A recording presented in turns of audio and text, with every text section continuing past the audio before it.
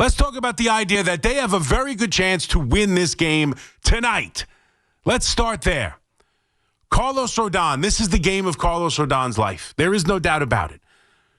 This is the game from a guy who has completely, for me, completely changed the narrative around who he's been as a New York Yankee. This entire season, he's been much better. He's been much better of not letting innings spiral out of control. He's been much better in the big game. Even his last start against Boston, nobody would call it great. Nobody would call it wonderful. It was 6 innings of 3-run ball.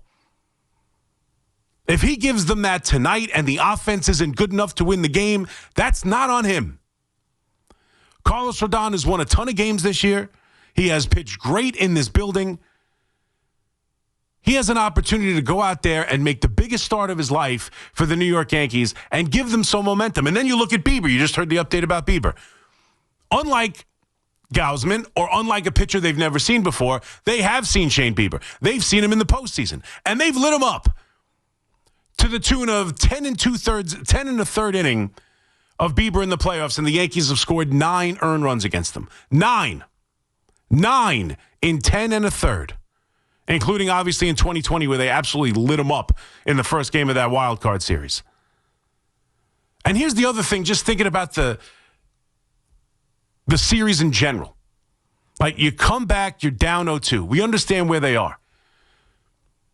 If you thought this team was going to win the series, if you thought the Yankees, now that they were the wild card and they weren't a division winner, and they were going to beat the Blue Jays like they were favored to, like many of us thought, coming off of that performance at the last 2 games against the Red Sox and Cam Schlittler in that night, and all the momentum built up that has now been vanished. But if you thought they were going to win the series, I think most of us felt it was probably going to take winning both games in New York.